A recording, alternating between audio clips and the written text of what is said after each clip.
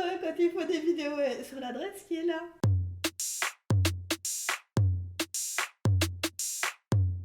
Je m'appelle Bérangère Lhomme, j'ai été journaliste pendant de nombreuses années avant de changer complètement de carrière et de devenir hypnothérapeute spécialisée dans le traitement des traumas. La centième femme, mon premier roman, fait le lien entre mes deux carrières.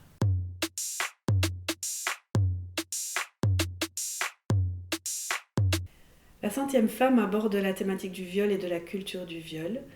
Le roman s'articule sur deux axes. Le premier axe, c'est une histoire. C'est l'histoire de Nora, qui est journaliste et qui enquête sur ce sujet-là.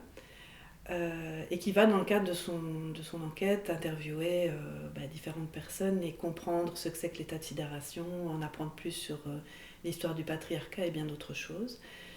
Et on va se rendre compte au fur et à mesure de l'histoire que Nora est vraiment impactée par ce qu'elle entend, par ce qu'elle voit, par les personnes qu'elle rencontre.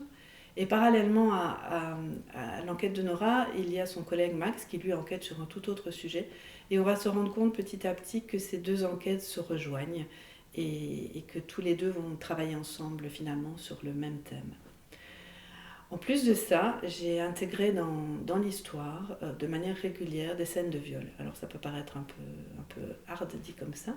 J'ai essayé de le faire avec le plus de pudeur possible, mais je voulais absolument aussi que ce soit pas édulcoré, qu'on s'en prenne un petit peu dans la figure aussi en lisant ces histoires-là. Et surtout, je voulais qu'on comprenne qu'il n'y a pas qu'un viol, il y en a plein. Et donc,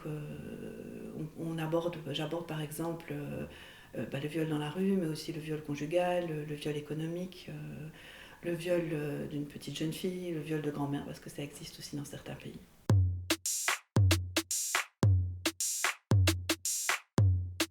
Alors, je n'ai pas tellement envie qu'on lise La centième femme et puis qu'on le range de nouveau dans la bibliothèque. J'aimerais et j'espère que ce roman va être partagé, prêté et qui va circuler.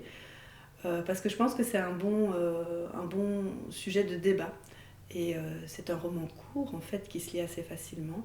Et donc je pense qu'il serait vraiment intéressant de l'utiliser dans les écoles secondaires. Ma plus jeune lectrice a 15 ans, donc je sais qu'on peut le lire à partir de 15 ans. Et en plus, comme il n'a pas une fin déterminée, c'est-à-dire qu'il y a plusieurs fins possibles, ça ouvre le débat. Et aussi sur le viol, sur le consentement, sur les rapports hommes-femmes. En fait, mon vœu le plus cher serait vraiment que ce roman soit utilisé dans les écoles. On peut commander La centième femme sur la plateforme de Book Edition. On le trouve aussi dans certaines petites librairies indépendantes.